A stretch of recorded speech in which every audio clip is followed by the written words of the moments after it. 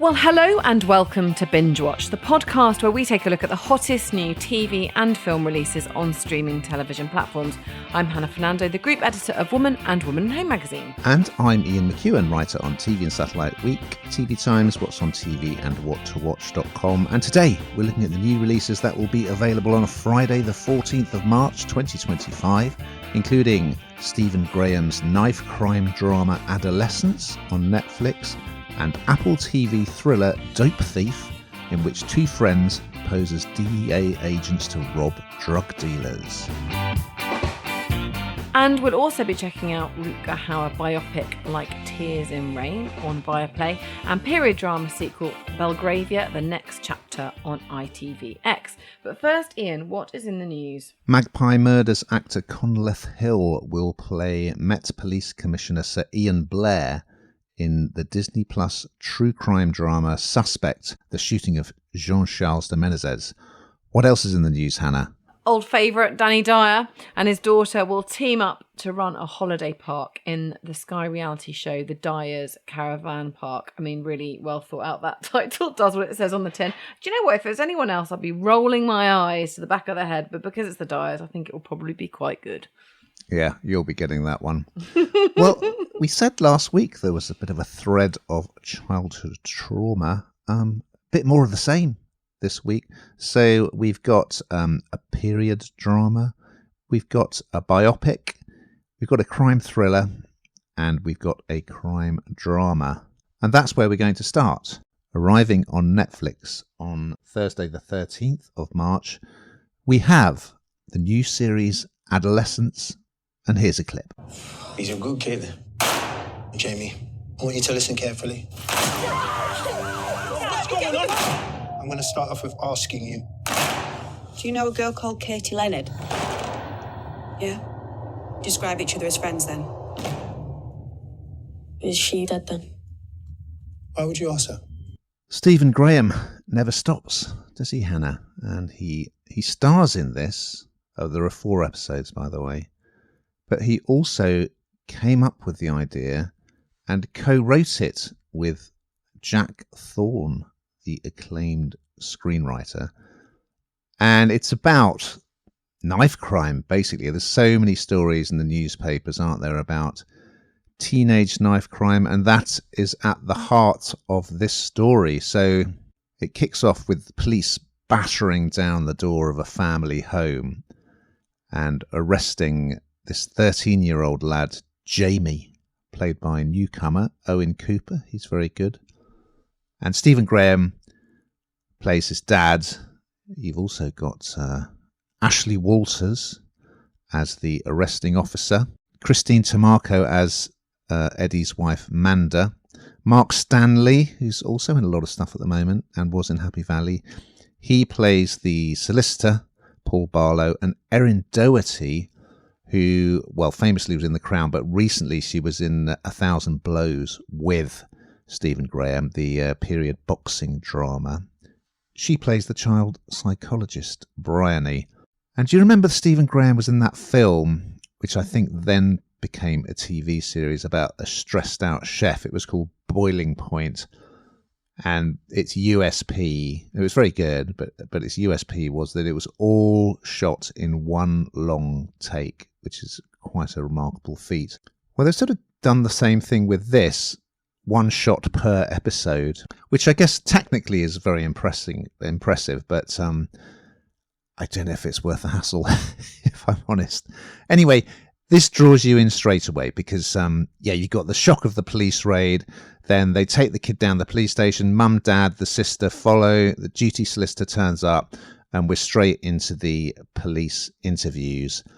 So I don't really want to give away too much, but the lad has been arrested on suspicion of the murder of a classmate who has been stabbed to death. Each of the 4 different episodes looks at a sort of different aspect of the case. Episode 1 is arrest and interview. Episode 2, the aftermath of the crime at school. Episode 3, the child psychologist. And episode 4, 1 year later, what's happening in the family home now. I thought it was really good. Great cast. Graham as always, is great as the sort of shocked father who's sort of out of his depth in this situation. And I think we're going to uncover some interesting family dynamics as we delve into this young lad's story. So, and a very timely piece of work, I would say. What did you think of this, Hannah? Do you know what? I sort of almost had a tear on my eye right from the very beginning, and I haven't watched all of this, but from what I've watched of it, I kind of already, it's really, really pacey, isn't it? The the music down to, like you say, that dawn raid. I mean, I don't know the reality of whether they would do a dawn raid for something like this. I mean, there's obviously, he's arrested for murder, but it seems kind of odd that a 13-year-old child in this scenario was kind of just already there, and I don't know. I mean, maybe that is what happens, but I did kind of question that. But aside from that, it was sort of very, very heavy-handed, but perhaps understandably. I think what's really interesting about this is the dynamic between the family members, particularly dad and son. And I think as it goes on, that will be, that there'll be more focus on that. But I mean, this is all because of the kind of increase in knife crime in young children, and just how scary and awful it is. And this shines a light on really what is a very normal family, and I suppose how it could happen to anybody, and you wouldn't necessarily know about it. And I think that I think for me, that was the chilling factor through this. I think from what I've seen so far, it is well done. It's multi-layered. There's some serious depth to this. And for any parent, I think it's quite a stark reality and quite scary, if I'm honest with you, and well done. Definitely kept me on the edge of my seat from what I've seen so far, and made me want to watch more. We're turning the clock back to 1871. Yes, as we move across to ITVX for a period drama sequel, which arrived on Sunday, the 9th of March as a box set. It's Belgravia, the next chapter. And here's a clip. Who is that girl? Her name is Clara Dunn. Would you care to ride with me, Miss Dunn? Yes. Clara, I haven't always found life easy. What do you mean? I've sometimes felt myself betrayed. Is my brother at home? I read the announcement of his marriage. How strange that we haven't met. My sister is Clara Dunn. This is very difficult. I'm not sure how much he's told you. Some things are better left well alone. Yes, well, this is the next chapter, as you say. So this is 30 years on from Belgravia, which for any fans will know exactly what's happened in that. So this is now set in 1871, and it still has that. I mean, I was hooked quite quickly, actually. I watched the first episode and I was hooked really quite quickly. I kind of think it's almost irrelevant whether you've seen it before or not. I don't think that really matters particularly. But what I like about this is we talk about sort of multi-layered and faceted and kind of the depth of things. That there's a depth to this as well, because there's a stiff upper lip, isn't there, at this time, where you kind of, you meet somebody, you kind of tell them of your intentions, or certainly the parents of your intentions, and this focuses around one particular couple in the first episode, particularly, and he's not necessarily. He's had a bad childhood, and so you see that coming through and how that can affect the relationship, which I quite liked, actually, because it just felt like it had a little bit more, a little bit more to it. So this focuses on the Trenchard's grandson, Lord Frederick. He's a nice looking guy, he's a successful businessman, but his father was terrible to him, and you see little flashbacks of that, of what was happening when he was a child. And so whilst he's what we find out is that actually it's because he was the product of an affair. It wasn't because, and of course it's not his fault at all, but the father hated him because of that, or not the real father. And that impacts everything that he does. And he meets Clara Dunn, played by Harriet Slater, and she catches Frederick's eye. You know, and she just adores him, and she's a really sort of innocent, vibrant, completely different family to his in so many ways. Comes from a product of love, really, and genuinely a family that adore her. And he makes his intentions clear, and then and you kind of witness that relationship and the impact, as I say, that his child has had on him. If you like this kind of thing, it does what it says on the tin. It's absolutely no different. It caught me. I enjoyed it. It's certainly something to sort of kick back with a glass of wine and enjoy. It's not an edge of the seat. What do you think? I did like it. I didn't watch the first series, 2020's Belgravia. But I enjoyed episode 1 of this, and as you say, it's the grandson of that Trenchard dynasty, who is played by Benjamin Wainwright, and Harriet Slater plays Clara, who he falls for. Julian Fellowes wrote Belgravia, and of course he's done a lot of stuff, hasn't he? So he did the brilliant film Gosford Park and Downton Abbey, lots of other things. He wrote the books for the stage musicals Mary Poppins and School of Rock. Did you know that, Hannah? So he's pretty versatile. He hasn't written this sequel, but he's executive produced, so he's quite heavily involved in it.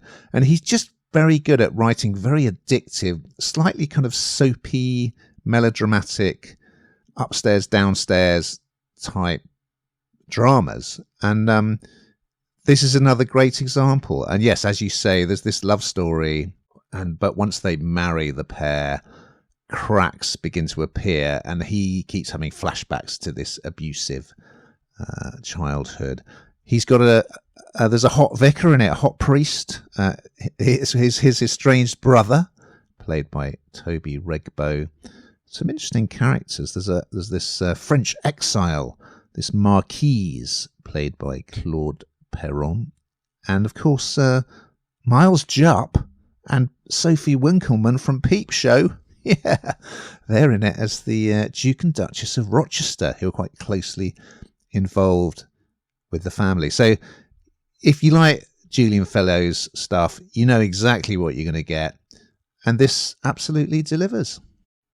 Over on Viaplay, arrived on Monday the 10th of March, we have Like Tears in Rain, which is a documentary about the actor Rutger Hauer, and here is a clip. Rutger Hauer escaped from Soviet. He's one of the few people in my life that I was never concerned about. Like, I could tell him anything, or he could tell me anything. When Rutger walked out on set, everything went quiet.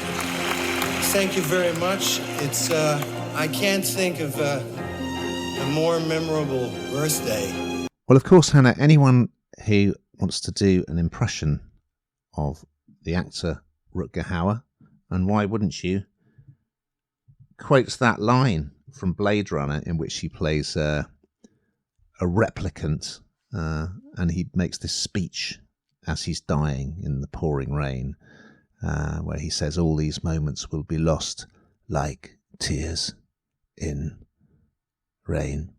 So this is a story all about Rutger, and I have to say, and it's a lot of home movie footage. He loved filming things, and unfortunately, it says at the beginning of the documentary, he lost his massive archive in a flood, which is a terrible shame.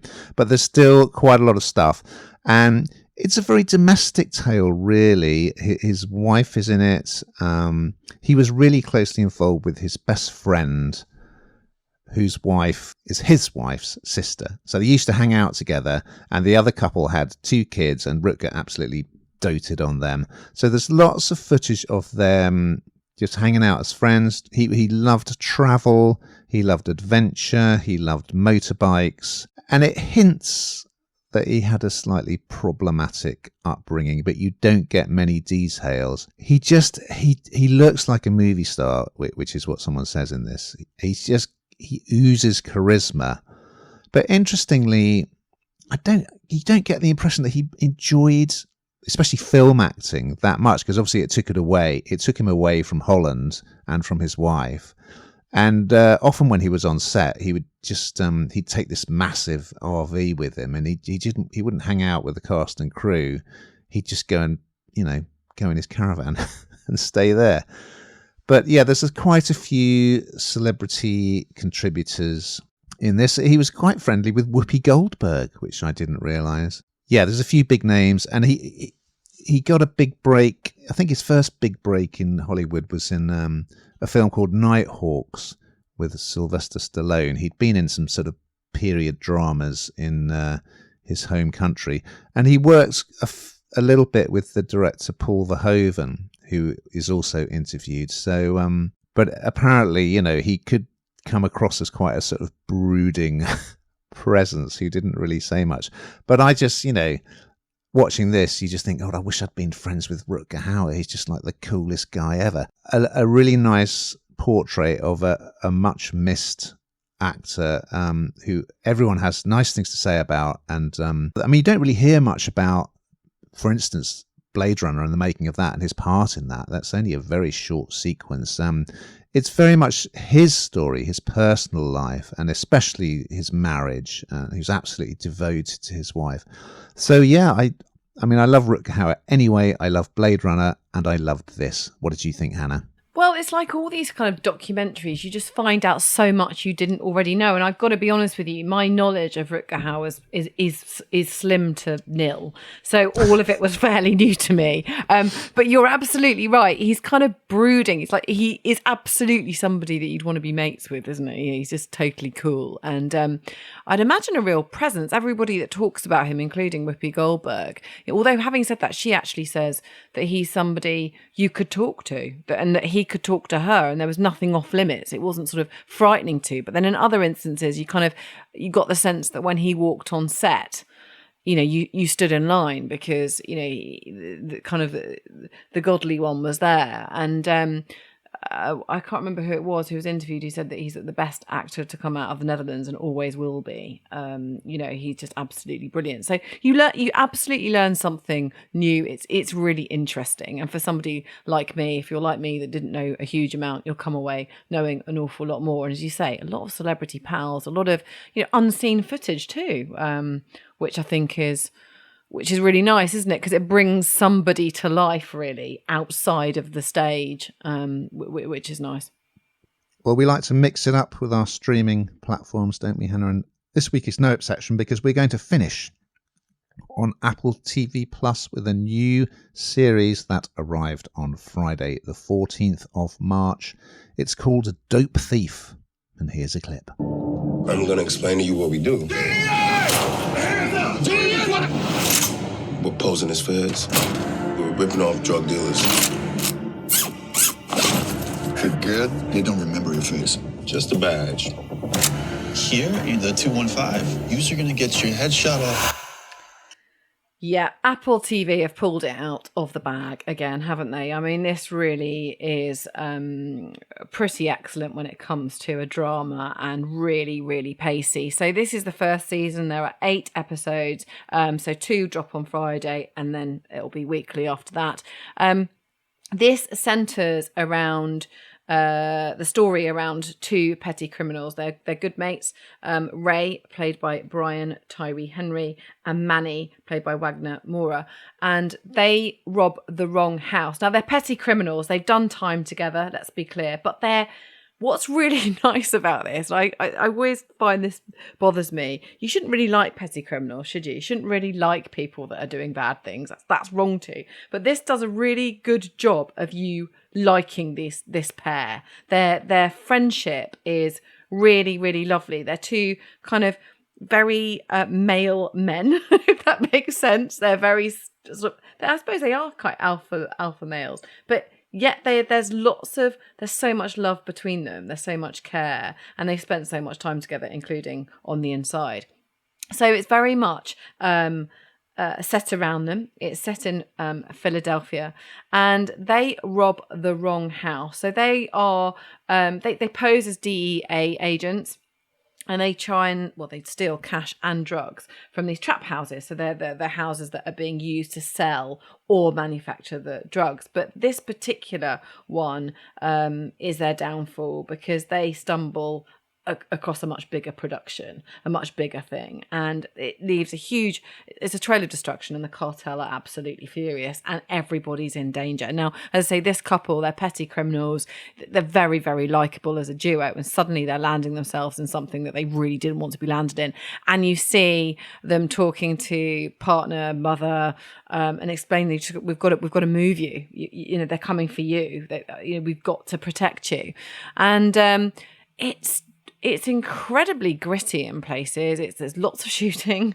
There's lots of action, a lot of action. And actually, I would say that generally it's something I would shy away from, that I wouldn't particularly enjoy. But this had my heart racing. I know I wanted. They're all baddies, but I want the good baddies to win, if that makes sense. It was from what I've seen so far, I really enjoy it. I'm going to watch some more. What do you think, Ian? I liked it, I must say, and. Yeah, it's a great idea, posing as DEA, which is Drug Enforcement Agency, agents to steal money and drugs from drug dealers. And it's not, the action scenes are terrific. So it starts with them sort of staking out this house where drugs are dealt and going in with, with the guns and the badges and the caps. So it's exciting, but there's a really good, as you said, there's a great connection between the two. So Brian Tyree Henry was in Atlanta, and Wagner Moura was in. He played Pablo Escobar in Narcos. They got good banter, and attention, Star Trek fans. You've got Kate Mulgrew as Ray's stepmom, Teresa. Yeah, we're going to sort of delve into their childhood stories, because both of them have reasons why they ended up on the wrong side of the law. But it reminded me a little bit of, in the De Niro film Heat, where they bring a new bloke into the team and you just think, this guy looks dodgy and it's all going to go wrong. Well, something not dissimilar happens in this case. And they just basically, they take on the wrong job. They get horrendously out of their depth. And it seems like, I've only seen episode 1, but it seems like the rest of the series is going to be like everyone's after them. Can they escape? It's set in Philadelphia, actually, and it's executive produced by, we were talking about Blade Runner, Ridley Scott. So I really liked it, and it's got good characters, good dialogue, great action. Come on, what do you want, guys? We've got to that time, Hannah, where we find out what the hell you've been binge watching this week. Well, funnily enough, somebody put on this is so old school, isn't it? That somebody put it on my Facebook, but somebody put on my Facebook, or on Facebook, I should say, you've got to watch the Would I Lie to You new special with Bob Mortimer. And of course, I was absolutely there for that. Loved it. And then it made me go and binge watch a load more that he was on, because he's just so funny.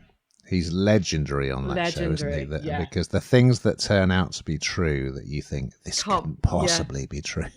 And David just can't deal with it, because he's like, whatever I say, this can't possibly be true, so I'm going to say it's true. It's pushing him to the edge. Well, I was very lucky. I got a ticket to a preview screening of a new documentary film about John Lennon and Yoko Ono. It's called 1-to-1 John and Yoko, and it centres on a benefit concert they did at Madison Square Garden, which was called 1-to-1, and they both performed. But it really captures America at that time, the politics, the TV, the entertainment, and the interesting counterculture people that Lennon and Ono were hanging out with. So, for Beatles and Lennon fans, that will be opening in UK cinemas on the 11th of April, and it's recommended. Enough of that. We've just got time to look ahead to next week's pod. So what's on the binge watch menu, Hannah? Well, I can tell you that Ozu Aduba plays a bird-watching sleuth investigating murder, of course, at the White House in Netflix comedy drama series The Residents. And Richard Dormer, one of my favourites, and Phil Daniels Join the cast of Gangs of London as the action-packed crime drama returns to Now TV. Yeah, so we look forward to those and much, much more. But in the meantime, dear listeners, keep watching.